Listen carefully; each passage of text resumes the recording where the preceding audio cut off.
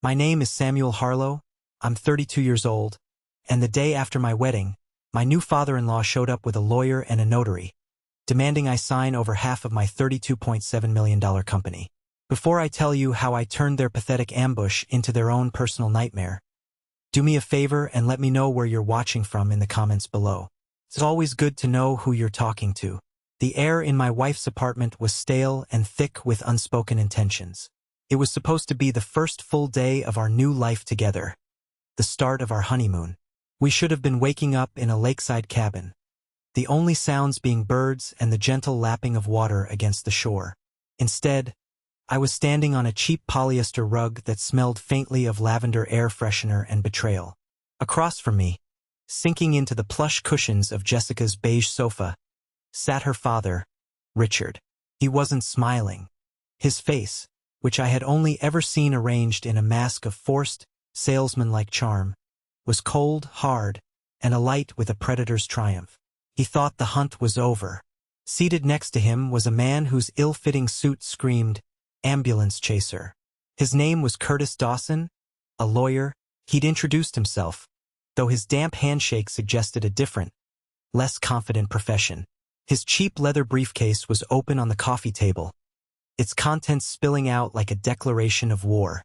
And beside him, perched on the edge of the cushion as if ready to flee, was a young woman, Ms. Bradley. Her eyes darted around the room, avoiding contact with anyone, a nervous tick fluttering at the corner of her mouth. Her notary stamp sat on the polished surface of the coffee table like a small, potent bomb. "It's really quite simple, Samuel," Richard said, his voice a low, condescending purr. He used his thumb to slide a thick stack of professionally bound papers across the table. The sound of it skimming across the wood was unnaturally loud in the tense silence. "A postnuptial agreement. Think of it as a housekeeping measure. Just a formality to combine assets, now that you're officially family." I didn't even glance at the papers. My focus was a laser beam, first on him, then on the woman I had married less than 24 hours ago. My wife. Jessica stood frozen by the doorway, her arms wrapped tightly around her waist as if she were physically trying to hold herself together. She was staring at a spot on the floor, her beautiful face pale and drawn. I could see the slight tremor in her hands. She knew. She had to have known. "A plumbing emergency," I said. My voice was dangerously quiet, but it cut through the room's heavy atmosphere like a razor. That was the lie he'd fed us over the phone. The frantic, fabricated crisis that had dragged us away from our honeymoon before it had even begun. "Water everywhere, the super needs you," he'd said. Richard waved a dismissive hand, the gesture full of arrogant impatience. "A necessary little white lie, I'm afraid. This is far more important. This is about securing your future. More specifically, Jessica's future." He picked up a pen from the table, a fancy, gold-plated one that looked absurd in his fleshy hand. He held it out to me, an offering and a command. "Sign it, son. Let's get this business concluded so you two lovebirds can get back to your vacation."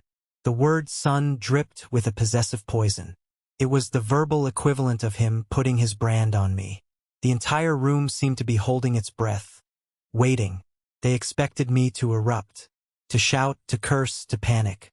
They expected me to be the naive, cornered animal they believed me to be. I did none of those things. Instead, I took a slow, deliberate breath, pulling the silence taut until it was a physical presence in the room, uncomfortable for everyone but me. My heart wasn't pounding. It was beating with a slow, cold rhythm, like a drum before a battle. I felt a strange clarity, a chilling sense of purpose. My grandfather's warnings echoed in my mind, not as a distant memory, but as a live wire. Slowly, I reached into the pocket of my jeans. Not for a pen. I pulled out the single brass key to this apartment. Jessica's key. The one she had given me 3 months ago, telling me, "This is your home now, too." I walked to the small entryway table, my footsteps echoing on the hardwood floor. I placed the key down. The soft metallic click was a sound of finality. A lock turning, a door closing. I turned back to face them, my gaze sweeping past Richard and landing squarely on my wife. forcing her to finally lift her head and meet my eyes. The hurt, the confusion, the guilt swimming in their depths was a tangible thing. "You have 5 minutes," I said, my voice devoid of all warmth, as cold and clear as a winter morning. "5 minutes to explain this before I call my lawyer. And trust me, you don't want me to call my lawyer. How does love turn into a legal ambush? How does a wedding vow curdle into a business contract overnight? It doesn't. It's a slow poisoning. A series of small compromises and ignored warnings that accumulate until the whole structure is rotten. To understand that dreadful morning, you have to understand the year that led up to it. My life changed 3 years ago when my grandfather, Walter Harlow, passed away from pancreatic cancer. He wasn't just my grandfather. He was my compass, my mentor, the man who shaped my view of the world. He was a self-made man who built Harlow Technologies, a leading cybersecurity firm, from nothing but grit and a brilliant mind. And in his will, against all expectation, he left it all to me. At 29, I became the sole owner and CEO of a company worth $32.7 million. But Walter's greatest gift wasn't the money. It was his wisdom. "Sam," he told me countless times, leaning back in his worn leather office chair, the one that still smelled of him. "Money is a magnifying glass. It doesn't change people. It just makes them more of who they truly are. It'll bring out the best in the good ones and the absolute worst in the bad ones. Be cautious. Protect what we've built, but more importantly, protect yourself." I took his words to heart. I lived a life that was comfortable but deliberately understated. My loft downtown was nice, but not ostentatious. My 3-year-old Audi was reliable, not flashy. I continued his tradition of anonymous philanthropy, finding deep satisfaction in giving without recognition. My wealth was a secret I guarded fiercely, a test for anyone who entered my life. Then Jessica walked in. It was at a charity gala for children's literacy, an event I attended every year. I had made my usual donation with the strict instruction to be listed as a friend of the program. I was standing in a quiet corner, admiring a child's painting of a sunflower, all chaotic energy and brilliant, messy yellow, when I heard a voice beside me. "It has a certain charm, doesn't it? One of my 4th graders, Maria, painted that. She says she wants to be the next Van Gogh." I turned, and my carefully constructed world tilted on its axis. Jessica Miller. She had a smile that seemed to generate its own light and eyes that held a genuine, intelligent warmth. She wasn't just beautiful. She radiated a passion and sincerity that felt incredibly rare. We started talking, and for the first time in years I felt seen. She asked about my work, and when I gave her my standard, vague answer, "I manage investments for a technology firm," she didn't press for details or try to calculate my income. She just nodded and said, "That sounds complicated. I hope you're one of the good guys, helping people build things, not just moving numbers around." Her answer floored me. For the next hour, we didn't talk about work or money. We talked about books, about the kids she taught, about her dream of starting a free after-school arts program. She spoke with such infectious enthusiasm that I found myself captivated. Our first official date was coffee at a small, independent shop she loved. When the bill came, she grabbed it before I could. "My treat," she said with a firm smile. "I asked you out, remember?" It was a small gesture, but in my world, it was monumental. A week later, we went hiking. As we sat on a rocky overlook, watching the sun dip below the horizon, painting the sky in shades of orange and purple, she told me about her father. "He's a lot, I know," she started, as if she already knew I would find him difficult. "But he's all I have. My mom left when I was 10. She paused, picking at a loose thread on her jeans. It wasn't just that she left. It was how she left. She was a gambling addict, among other things. She took out credit cards in my dad's name, forged his signature on personal loans. She cleaned out their savings and left him with a mountain of debt so high, he almost had to declare bankruptcy. We almost lost our home." She looked at me then, her eyes dark with the memory. "I remember the fights, the fear. I remember him sitting at the kitchen table night after night, surrounded by bills, his face just gray with exhaustion and despair. He worked 2, sometimes 3 jobs for more than a decade to dig us out of that hole. He saved us. But that kind of struggle, it leaves a mark. It branded him. He's terrified of debt, of any kind of financial instability. That's why he's so intense about money. It's not greed. It's fear. Her story broke my heart. It explained so much. I saw a man scarred by betrayal, a father who had sacrificed everything for his daughter. I filed his future behavior under the category of trauma response. It was a terrible miscalculation.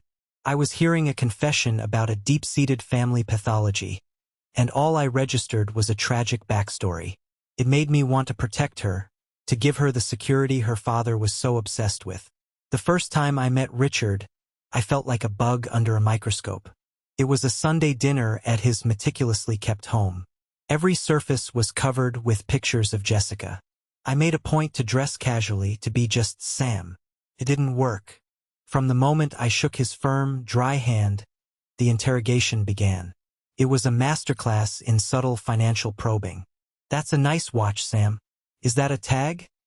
he asked, pointing at my modest Tizot. "Just a Tizot," I said. "A gift from my grandfather. A good Swiss watch. A man who appreciates quality." "I like that," he said. But his eyes were saying so. "Not a Rolex." "Noted." He asked about my loft. "Do you own it?" Smart to get into the property market now. Building equity. When I told him I rented, I saw a flicker of disappointment. He asked about my parents, my family, my background, all under the guise of getting to know me. Jessica was visibly uncomfortable, trying to steer the conversation to other topics. But Richard would always circle back. "Dad, please," she'd said when he asked about my 401k plan. "We're trying to have dinner." "I'm just making conversation," he'd replied with that false, wide-eyed innocence. "I care about my daughter's future. I want to know she's with a man who is responsible." I left that night with a sour taste in my mouth. "He's a piece of work," I told Kevin on the phone. The entire 2 hours felt like a credit check. "That's not a red flag, dude. That's a whole damn parade of them," Kevin warned. "Be careful." But I was falling in love. And love is a powerful anesthetic. It numbs you to the warning signs. 8 months of laughter, shared dreams, and genuine connection later. I was on one knee on a windswept beach at sunset, a simple, elegant diamond ring in my hand. Jessica's tearful yes was the happiest sound I had ever heard. The very next day, the universe sent me a final, explicit warning. As we were driving back, my phone buzzed with a text from a number I didn't recognize. The message was short and chilling. "Congratulations on the engagement. Just remember, some people see marriage as a business merger. Be careful who you partner with." I tried to call the number. It was disconnected. My blood ran cold. It felt like a direct message from my grandfather's ghost. It was in that moment I made the decision that would set the stage for the entire disaster. I would not tell Jessica about Harlow Technologies. I would not tell her about the money. Not yet. I told myself it was a test of her love. But the truth? I was terrified. I was terrified of what the money would do, who it would turn her, and us, into. I decided I would tell her everything after we were married, after our love was legally binding, as if a piece of paper could protect it from the truth. I had no idea that decision wouldn't protect our love. It would give my enemy the very weapon he needed to try and destroy it. The engagement period was supposed to be a happy, blissful time. Instead, it felt like a slow, methodical siege. Richard, my future father-in-law, immediately took charge, inserting himself into every aspect of the wedding planning with the subtlety of a wrecking ball. My and Jessica's vision of a small, intimate ceremony with close friends and family was quickly dismissed. 100 guests? That's not a wedding. That's a dinner party? He scoffed one afternoon as we sat in his living room, surrounded by bridal magazines he had bought. "You need to think bigger. Make an impression. The Westlake Country Club has an opening in September. Yes, it's pricey, but it's an investment in your future, in your social standing." "Richard, it's not what we want," Jessica said, her voice tight with frustration. "And we can't afford it." Nonsense, he said, waving her concern away. Sam has a good job. He can handle it. A man provides for his wife, and that starts with giving her the wedding she deserves. He looked at me, a challenging glint in his eye. He was constantly testing my financial limits, pushing to see where the boundary was. Every conversation was a battle, a small skirmish in a larger war I was only beginning to understand. He would question my choice of caterer. Are they known? What's their reputation? My choice of photographer. You get what you pay for, Samuel. Even my choice of flowers. Lilies are fine, but orchids? Orchids say success. It was exhausting. Jessica grew more and more withdrawn, trapped between her loyalty to her father and her love for me. The red flags continued to mount, each one bigger and more alarming than the last. The incident that truly shifted my fear from a vague anxiety to a concrete certainty happened about a month before the wedding. I had left some personal documents at Jessica's apartment, bank statements, a summary of my personal investment portfolio, things I was organizing for my accountant. I had swung by to pick them up while she was at a school function. I used my key and let myself in, calling her name out of habit. I found Richard in her small home office. He was standing over her desk, his back to me, holding a sheaf of my papers in his hand. My papers. He was so engrossed he didn't hear me enter. I saw him flip a page, his eyes scanning the numbers. "Richard," I said. My voice was quiet, but it made him jump like he'd been shot. He whirled around, a look of pure panic flashing across his face before being replaced by a sickly sweet smile. He hastily dropped the papers back on the desk, shuffling them clumsily. "Samuel, my boy, you startled me. I was just, dusting. Jessica's been so busy. This place gets a bit neglected. Dusting." He was standing in a spotless room, holding my private financial statements, and his best excuse was dusting. The lie was so audacious, so insulting, it left me speechless. The papers had been in a neat manila folder. He hadn't just knocked them over. He had been systematically going through them. I didn't call him out. What was the point? He would just lie again. I simply stared at him, letting my silence convey my disgust. I gathered my papers, put them back in the folder, and held his gaze for a long moment. "I'll see you this weekend," I said, my voice flat. I walked out of that apartment with a cold knot of dread in my stomach. This wasn't just an overbearing father. This was a man with no boundaries, no respect for privacy. This was a man on a mission. The final nail in the coffin of my denial came just 2 weeks before the wedding. I was supposed to pick Jessica up for dinner. I arrived at her apartment a few minutes early and was about to knock when I heard their voices through the door. They were arguing. "Dad, you have to stop this." Jessica's voice was sharper than I'd ever heard it. It was strained, pleading. "You're obsessed with his finances. You're making him uncomfortable. You're making me uncomfortable." "Obsessed? I'm being a responsible parent." Richard's voice was a booming, self-righteous baritone. "I'm protecting you, Jessica. This man is a closed book. He's secretive about his job, about his family. For all we know, he could be drowning in debt. We need to know what we're getting into.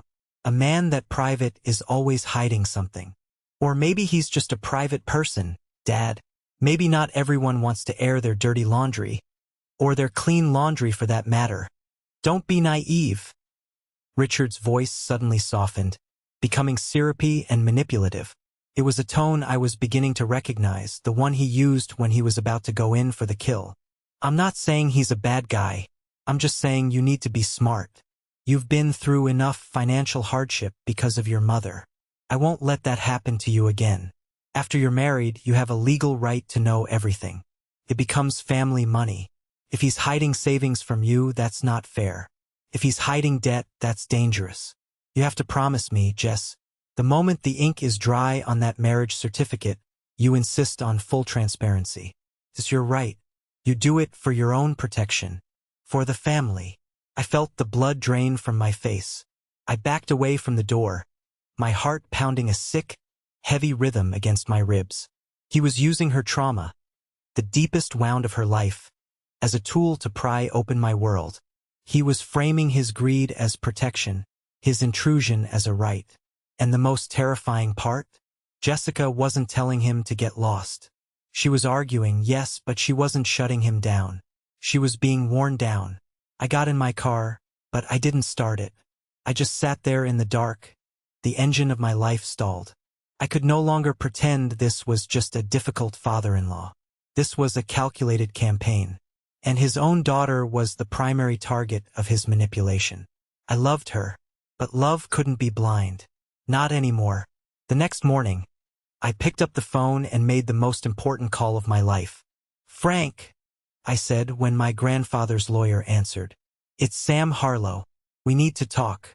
It's about my wedding."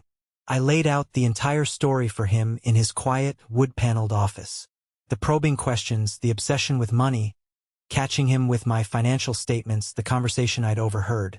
I expected him to be shocked. He wasn't.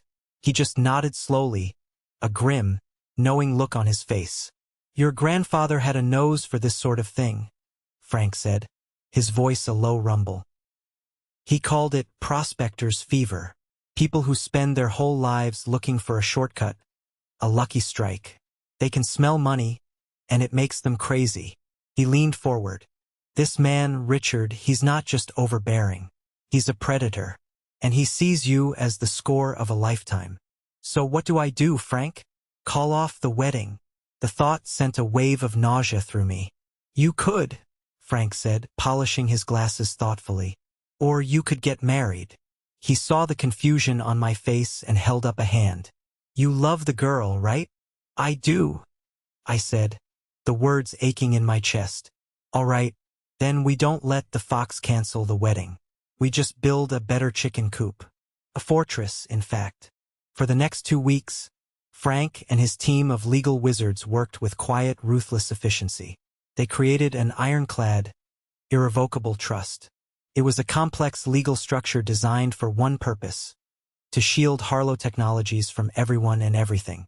My ownership, my shares, the company's assets, everything was transferred into this legal fortress. I would be the trustee, the manager, but the ownership itself would be untouchable. Could not be divided in a divorce. Could not be claimed as a marital asset. Could not be signed away. The day I signed the final trust documents, my hand trembled. This felt like the ultimate act of distrust, a preemptive strike against the woman I was about to promise to love and honor for the rest of my life. "This feels wrong, Frank," I confessed. He looked at me, his gaze firm and steady. "What's wrong is a man plotting to get his hands on your grandfather's legacy. What's wrong is a father manipulating his own daughter for financial gain. What you are doing, Sam, is not wrong. It's prudent. It's what your grandfather would have demanded. You're building a firewall. If the fire never comes, fantastic. You live your life. But if it does, you won't be the one who gets burned." I walked out of his office with the trust documents in my briefcase and a heavy weight on my soul. I was going to marry Jessica. I was going to stand before my friends and family and promise her forever. But I was prepared for a war, and I had no idea how soon the first battle would begin. Our wedding day arrived on a wave of perfect September weather. The sun was brilliant in a cloudless sky, and a gentle breeze rustled the leaves of the old oak trees at Riverside Gardens. To any outside observer, it was a picture-perfect scene. A beautiful bride, a handsome groom, a gathering of smiling friends and family. But for me, it felt like I was walking through a beautifully directed movie scene about someone else's life.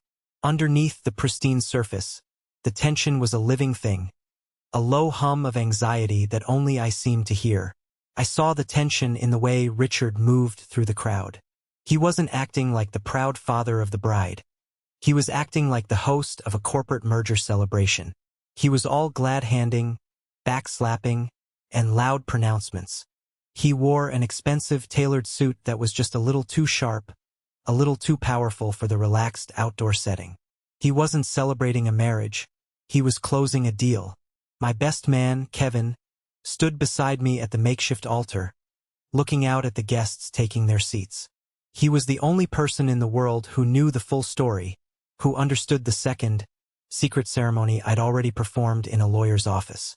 He leaned over, adjusting my tie with a nervous energy that mirrored my own. "You holding up, man?" he whispered. "You look like you're about to defuse a bomb." "Feels like I'm standing on one," I muttered back, forcing a smile that felt like a grimace. "Just remember what Frank said," Kevin said, his voice a low, steadying presence. "You're fireproof. Let the jackass play his games. You've already won." He was right. The knowledge of the irrevocable trust was my secret armor. It was the only thing that allowed me to stand there and breathe. It gave me a strange, detached sense of calm. I could watch Richard's performance. I could listen to his thinly veiled comments about money. And I could know with absolute certainty that it was all just noise.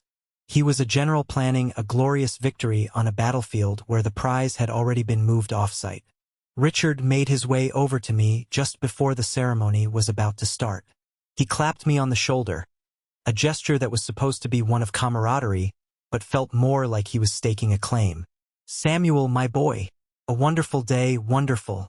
A bit modest, perhaps, but the sentiment is what counts, eh? He winked, a greasy, conspiratorial gesture. "But what really matters is what comes after. The real partnership. The joining of two lives, two families, two futures." He lowered his voice. "And you know what they say, families share everything. It all goes into one big pot. That's the secret to a happy life." I didn't rise to the bait. I gave him a bland, polite smile. "It's all about Jessica today, Richard. She looks beautiful." His eyes, for a split second, hardened into tiny, greedy points. He was frustrated that I wasn't playing his game, that I wasn't talking numbers with him at the altar. Then the charming, fatherly mask slipped back into place. He thought my politeness was weakness. He thought my quiet nature was naivety. He had no idea what was coming. Then the music swelled. The familiar chords of the wedding march began, and everyone stood. And for one heart-stopping, agonizing moment, all my suspicion, all my legal preparation, all my fear evaporated. Because I saw Jessica. She was coming down the aisle on her father's arm, but she wasn't looking at him. Her eyes were locked on mine, and in them I didn't see a conspirator. I saw the woman I had fallen in love with. I saw the dedicated teacher who spent her own money on school supplies for her kids. I saw the woman who laughed so hard she snorted. I saw the person who had made me feel whole for the first time in my life. Her smile was tremulous and real. Her eyes were shining with unshed tears of joy. And in that instant, I allowed myself a dangerous fantasy. That I had been wrong about everything. That my caution was just cynicism. That our love was powerful enough to conquer her father's poison. We met at the altar, and I took her hands in mine. They were trembling. "Hi," she whispered, a tear finally escaping and tracing a path down her cheek. "Hi," I whispered back, my own throat tight with emotion. Our vows were personal, words we had written ourselves. When it was my turn, I spoke from a place of deep, conflicted truth, promising to love and protect her.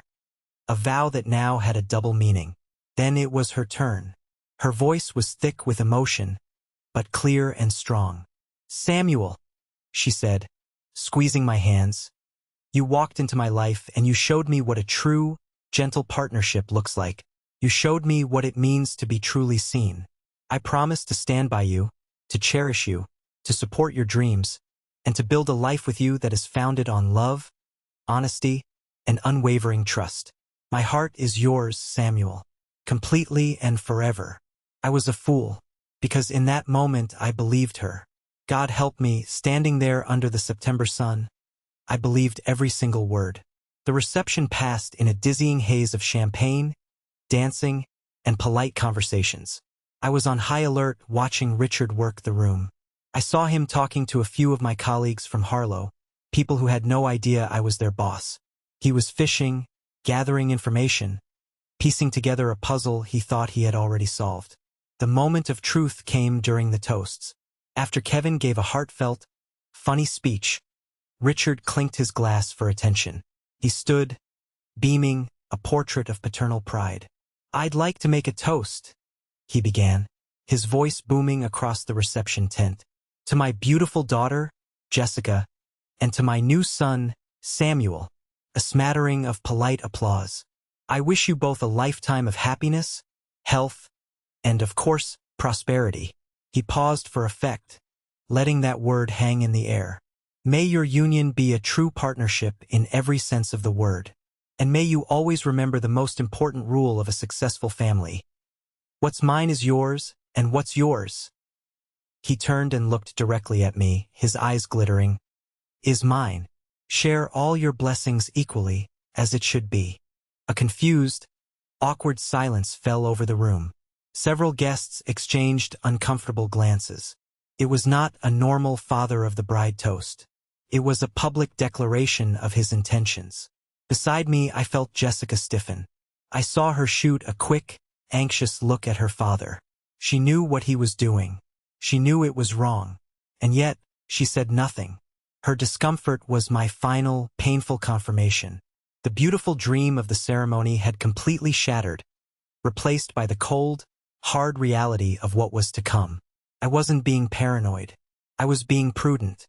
And the storm I had been preparing for was about to make landfall. We were back in the apartment. The 5 minutes of silence I had demanded were a screaming void. The air was electric with tension. The unspoken accusations hanging between us as thick as smoke. Jessica finally broke. "Sam, please," she whispered, her voice a raw, pleading thread. She took a tentative step towards me, her hands outstretched as if to ward off a blow. "This isn't what it looks like. I swear. It isn't." I asked, my voice dangerously soft. I gestured with my head towards the men on her sofa. "Because it looks like my father-in-law, a lawyer, and a notary ambushed me on my honeymoon to get me to sign over my company." "What part of that am I getting wrong, Jessica?" "My dad. He's worried about our future," she stammered, the excuse sounding weak even to her own ears. "He just wants to know we're secure. He's always been this way." "Secure?" I let out a harsh, bitter laugh that sounded like it was torn from someone else's throat. "Is that what you call this? A plan for security? Who brings a lawyer to a family discussion about finances? Who uses a lie about a plumbing emergency to set a trap?" "I didn't know he was going to do this," she insisted, her voice rising with a desperate edge. Tears were starting to well in her eyes. "I swear, Sam, I didn't know about the lawyer or the notary. I didn't. He just said we needed to talk about our finances, be open with each other now that we're married. I thought he was just going to be himself. Annoying. Overprotective. I never imagined this." The lawyer, Curtis Dawson, cleared his throat, trying to wrestle back control of the situation. He adopted a smooth, professional tone, as if we were in a boardroom and not the middle of a domestic battlefield. "Mr. Harlow," he began, "perhaps we're getting off on the wrong foot. Mr. Miller has simply retained my services to facilitate the drafting of a standard postnuptial agreement. It's a common practice for couples to want to delineate and share assets after marriage. It's about clarity and fairness for both parties." Richard seized on the word fairness, nodding eagerly. He had recovered from my initial coldness and was back on the offensive. "Exactly. It's about fairness. It's about what's right. Now that you're married to my daughter, she has a legal right to half of your business. That's how it works. It's the law." I finally turned my full attention from Jessica to them. I let my gaze rest on Richard, a cold, unblinking stare. "First of all," I said, my voice dropping to a low, level tone that commanded attention, "it is absolutely not the law in this state. Not even close. You might want to hire a better lawyer next time, Richard. Second, what business, specifically, are you referring to?" I wanted to hear him say it. I wanted to watch him lay his greedy, rotten cards on the table. Richard's face flushed a deep, mottled red. His patience, already thin, snapped. "Don't you play dumb with me, boy," he snarled, his voice losing its controlled tone and becoming a guttural growl. "Harlow Technologies. Your grandfather's company. I know all about it. I had you investigated. A very thorough, very expensive private investigator. The company is valued at $32.7 million. And you're not just some investment manager. You're the damn CEO. Did you really think you could marry my daughter and hide that kind of wealth? So you admit it, I said, my voice still eerily calm. You had me investigated before I even married your daughter. I did what a father has to do to protect his child from a liar and a con artist. He shot back, his chest puffing out with self-righteous indignation. A liar, I said, taking a slow step forward into the center of the room. The space between us crackled. Let's talk about lies, Richard. Let's talk about the lie of a plumbing emergency, that you used to drag my wife and me back here.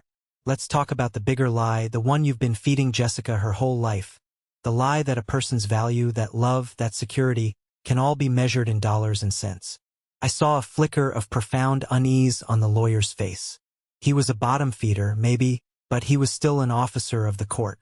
He knew the difference between an aggressive negotiation and blatant, fraudulent coercion. The notary, Ms. Bradley, was now openly looking at her phone, pretending to read a text, doing anything to disassociate herself from the scene unfolding in front of her. Enough of this philosophical garbage, Richard snapped, his face contorted with rage. He jabbed a fat, trembling finger at the documents on the table. Sign the papers, Samuel. It's over. You're caught. You lost. And that was the moment. The perfect moment.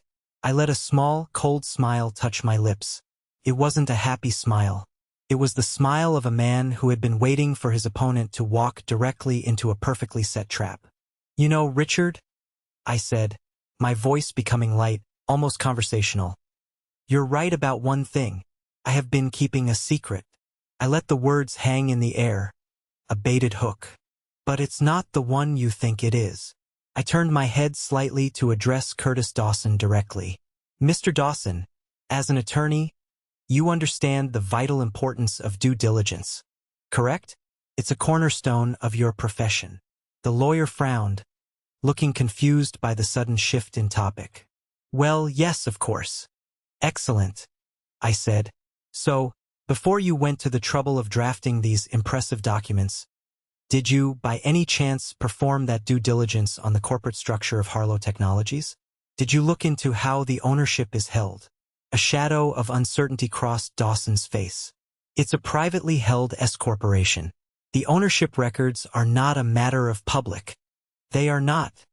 I finished for him, my smile widening. They are, however, a matter of intense interest to my own legal counsel. You see, after I inherited the company, I had some concerns. Concerns about opportunistic people. People exactly like your client. So I took a little trip to my own lawyer. I let my gaze drift back to Richard, savoring the dawning confusion on his face. His name is Frank Thompson. Thompson and Associates. Perhaps you've heard of him? He was my grandfather's personal attorney and best friend for 40 years. And Frank, well, Frank is exceptionally good at his job. The name hit the room like a physical blow. Frank Thompson was a titan in the world of corporate and trust law. Curtis Dawson's face went from uncertain to ashen. About 3 months ago, I continued, my voice calm, deliberate, and utterly merciless. Frank and I got to work. We created something, a legal fortress. In legal terms, it's known as an irrevocable trust. All of my shares in Harlow Technologies, every single one, along with a significant portion of my personal liquid assets, were transferred into that trust. As the trustee, I manage it. But as for the ownership, it's locked away in a legal vault so secure that not even the best lawyer in the country could crack it, let alone a man like you. I let the words sink in, watching as the full implication landed. This means, I spelled it out for them, that the assets you are attempting to lay claim to are not, in fact, mine to give. They belong to the trust. They cannot be divided in a divorce. They cannot be claimed as a marital asset.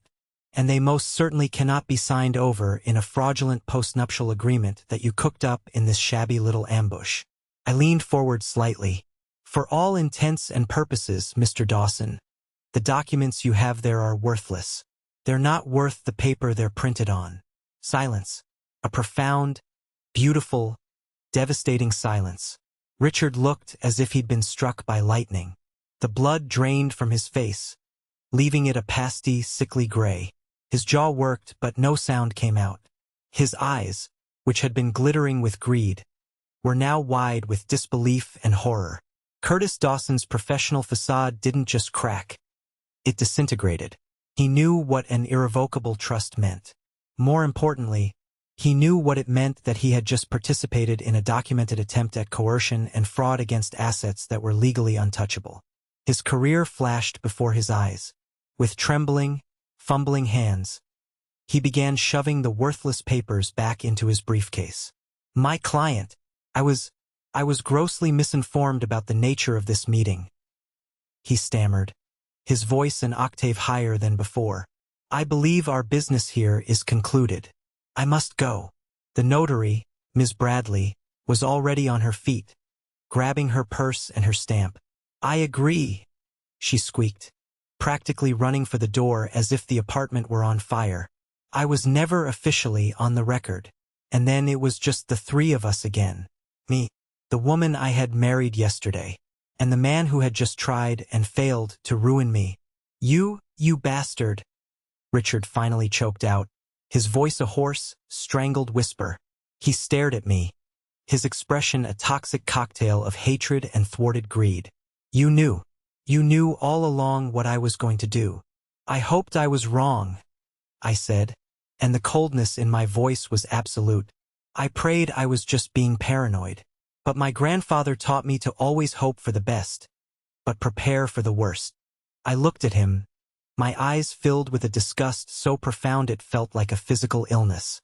You are the worst, Richard. Then I turned my gaze to Jessica. She was staring at me, her face a mask of tears and utter devastation. The full scope of her father's plot, and of my countermove, had finally landed. She was seeing him and me and herself clearly for the very first time. And you? I said to her, and my own heart cracked with the weight of the words. You just stood there. You let him do it.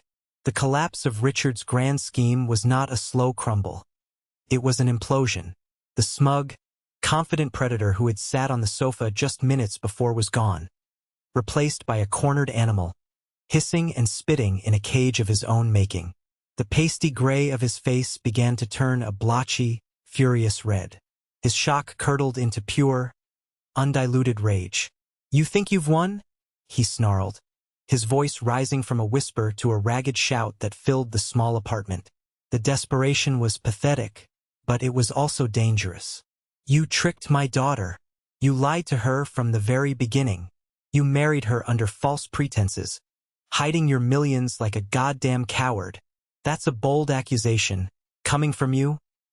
I shot back, my own anger, which I had kept on a tight leash, finally breaking free, felt hot and clean.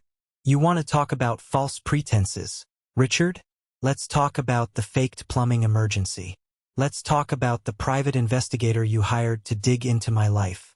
Let's talk about you trying to extort your new son-in-law less than 24 hours after he said, I do. Who do you think a judge is going to find more credible?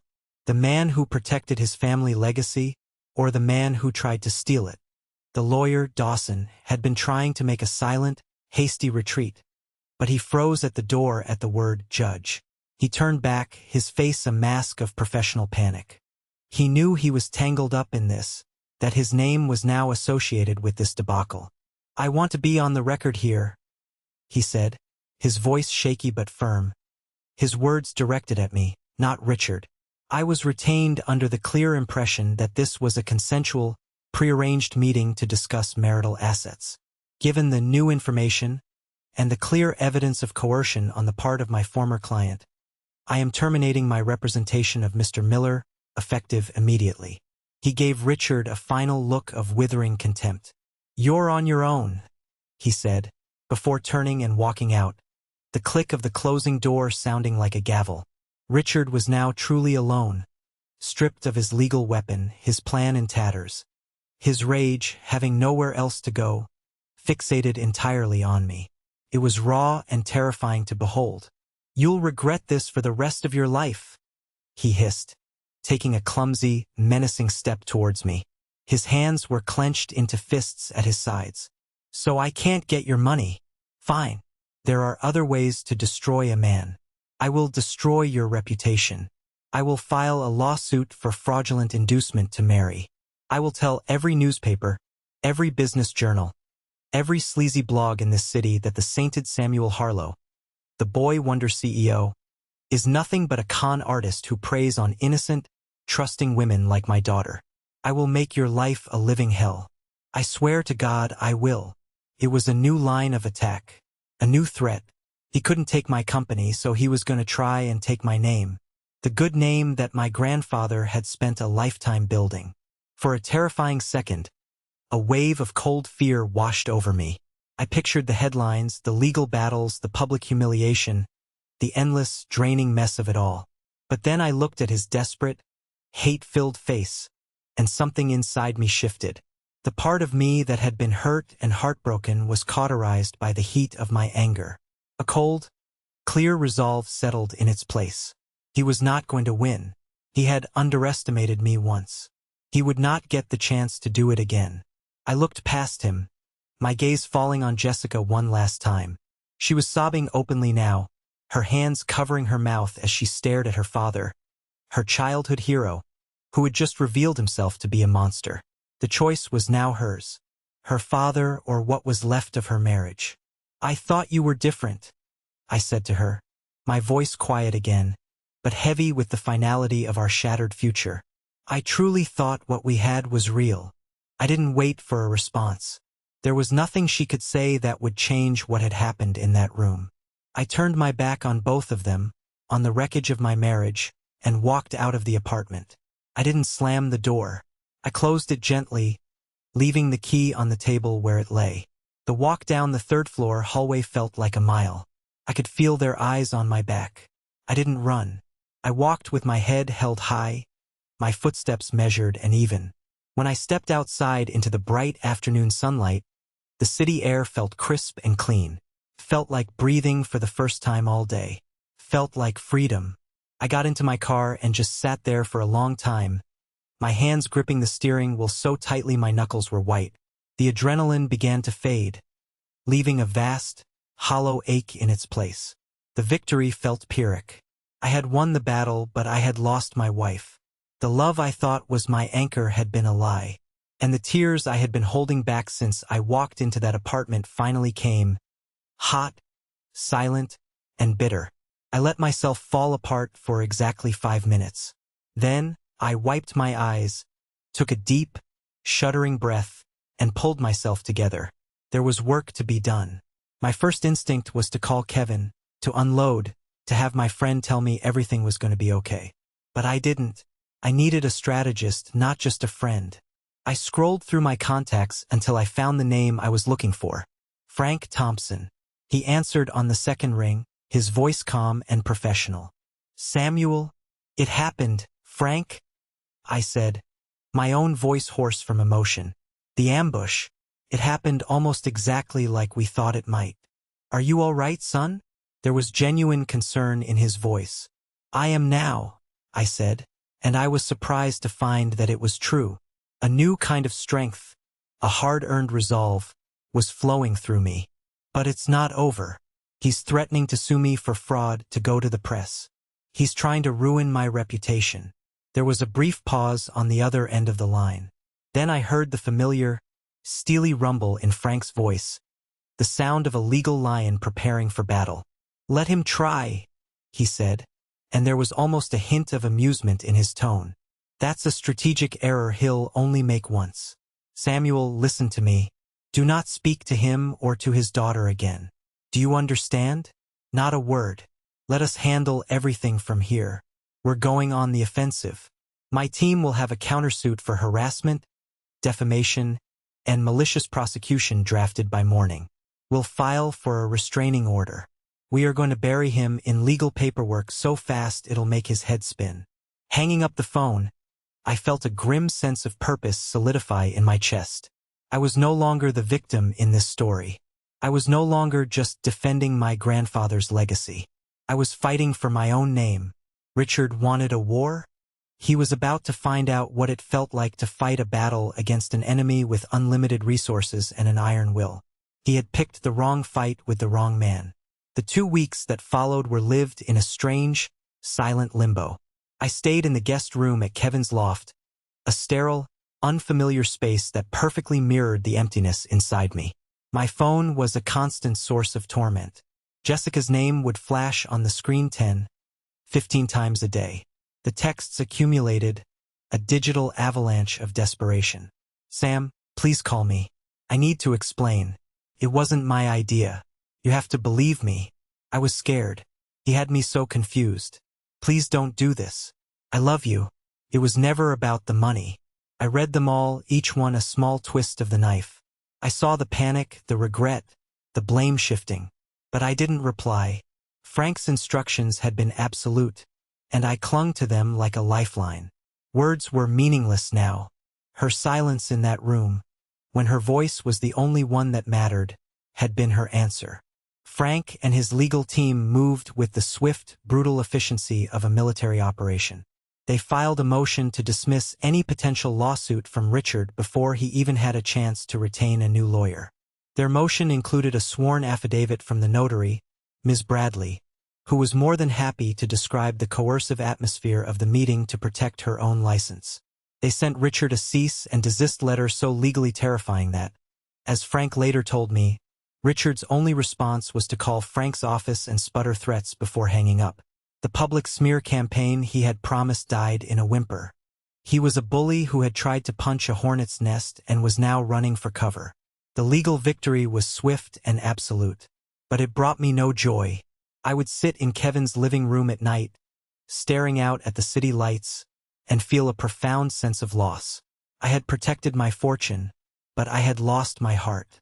I was a husband with no wife, a man who had won a war no one should ever have to fight. You need to decide what you want to do next, man, Kevin said one evening, handing me a beer. Are you going to file for divorce? I don't know, I admitted, the words feeling heavy and true.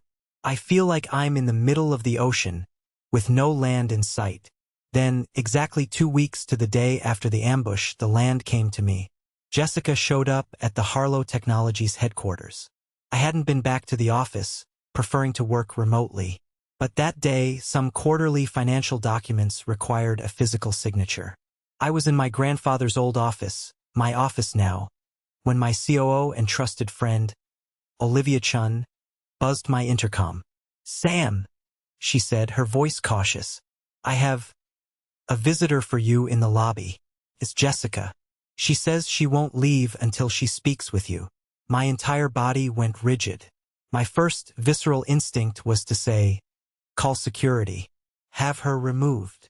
It was the voice of anger, of self-preservation. But then another, quieter voice spoke. A voice of morbid curiosity. A final, foolish flicker of the love that refused to be completely extinguished. What could she possibly have to say? Send her up, Olivia, I said, my voice sounding distant to my own ears. But stay on standby. A few minutes later, she walked in. The security guard escorted her to the door of my office and then retreated, leaving us alone. The silence was vast, amplified by the floor-to-ceiling windows that overlooked the city. She looked ravaged. The vibrant, confident woman I had married was gone. She was thinner, her face pale and drawn, with dark circles under her eyes that spoke of sleepless nights. But as she came closer, I saw something else in her expression. Something I had never seen before. It wasn't the fear or confusion I'd seen in her apartment. It was a quiet, fragile but definite strength. A resolve that seemed to come from a place of deep pain. She didn't cry. She didn't launch into a stream of excuses or apologies. She walked calmly to the front of my large mahogany desk, my grandfather's desk, and stopped. She was holding a manila envelope. I know I have no right to be here, she began, her voice steady, though I could see a slight tremble in her hands. And I know that words are useless right now. They're just air. So I brought this. She opened the envelope and placed 2 pieces of paper on the polished wood between us. They lay there, stark and white against the dark wood. My eyes dropped to the papers. The first was a carbon copy of a cashier's check made out to a major credit card company. The amount was significant, well over $10,000. "What is this?" I asked, my voice flat. "For my college graduation, my father bought me a car," she explained, her gaze fixed on the check, not on me. "A brand new sedan. He told me it was a gift, that he'd saved up for it for years. It was one of the proudest moments of my life. I thought it was a symbol of how much he loved me." She paused, and her voice cracked for the first time. "It was a lie. After that day, I started digging. I went through old mail. I pulled my credit report for the first time in my life. He bought the car with a credit card he had opened in my name without my knowledge when I was in college. He was making the minimum payments on it for years. It was a secret debt, a chain he had put on me that I didn't even know existed.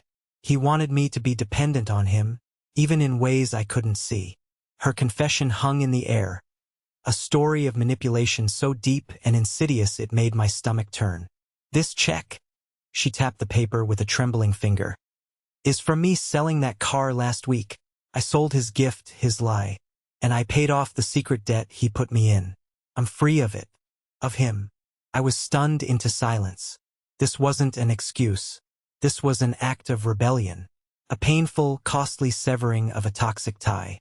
My gaze drifted to the second piece of paper. It was a simple business card for a Dr. Alana Walton, with PhD, family, and trauma therapy printed under her name. On the back, written in Jessica's familiar handwriting, was a date and time for an appointment for the following week. "I can't blame him for my choices," she said, finally lifting her eyes to meet mine. They were clear and filled with a pain that was raw and honest. "He manipulated me my entire life, yes. He used my fear of financial ruin, the fear he nurtured after what my mother did, to control me. But I am a 30-year-old woman. I stood in my apartment and I said nothing.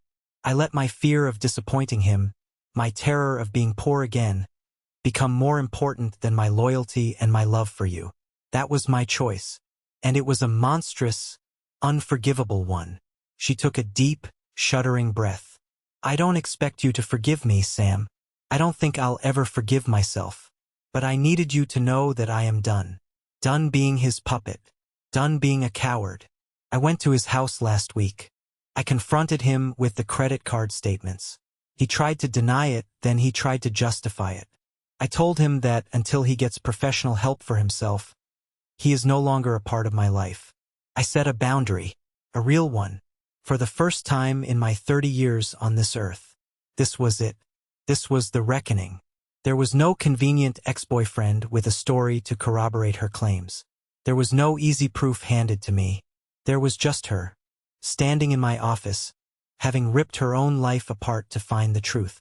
She was presenting the ugly, painful evidence of her own complicity and her first, difficult steps towards redemption. She wasn't just apologizing for her actions. She was showing me, with receipts and appointment cards, that she was fundamentally trying to change the person she was. She had earned this meeting. She had earned the right to be heard. "Why are you telling me all this, Jessica?" I asked, my voice much softer now, the hard edge of my anger beginning to melt away, replaced by a complex, aching sorrow. "Because I needed to say it out loud," she replied, a single tear finally tracing a path down her cheek. "And because what we had was real to me. I loved you, Sam. The real you. The kind, funny, private man who made me feel safe. I fell in love with Sam, the investment manager.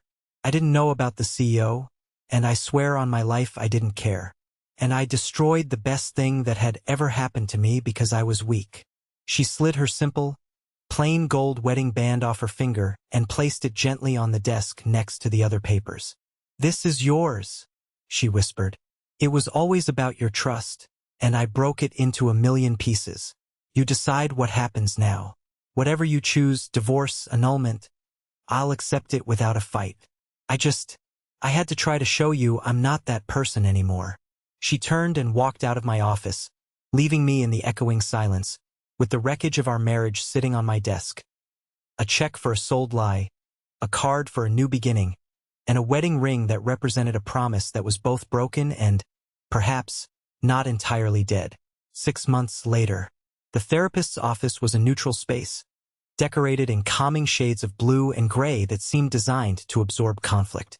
The air was still quiet. It had become a familiar, if not entirely comfortable, workshop.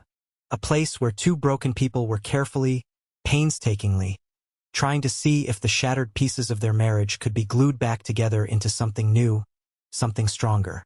Dr. Alana Walton, a sharp, compassionate woman in her 50s, looked from me to Jessica, her expression unreadable.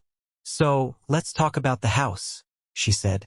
"Samuel, you told Jessica you would not purchase a home together without a clear prenuptial agreement that delineates ownership in the event of a separation.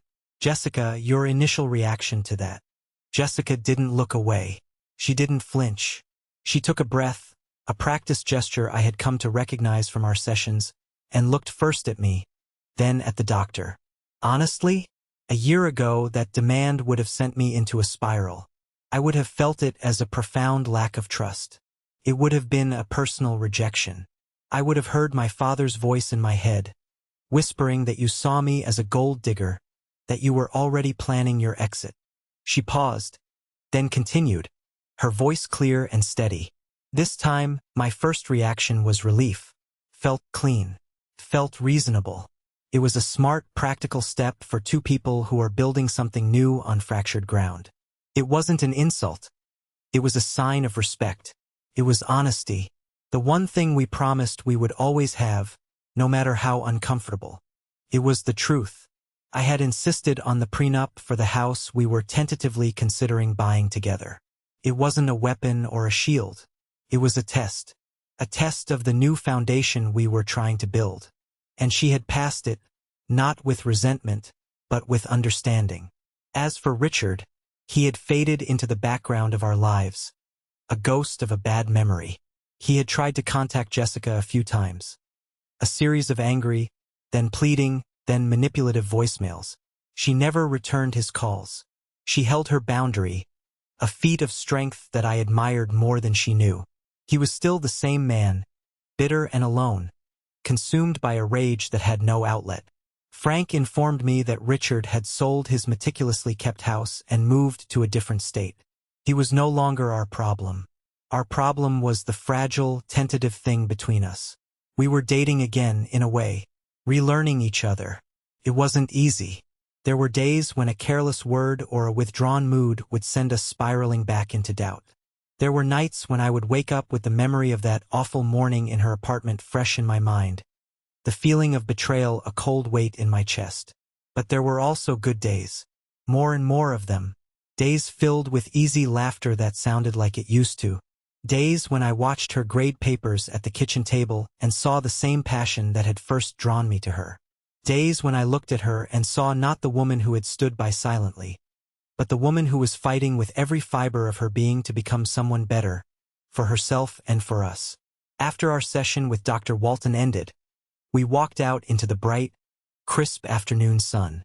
For a few blocks, we walked in a comfortable silence, a small, respectful space between us.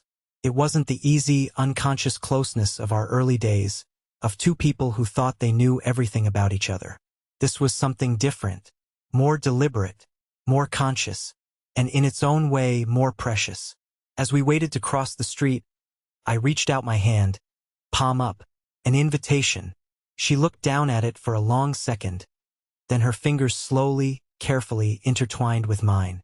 Her hand was warm, felt real.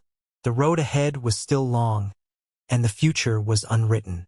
I didn't know for certain if we would make it, if the cracks in our foundation could ever truly be sealed.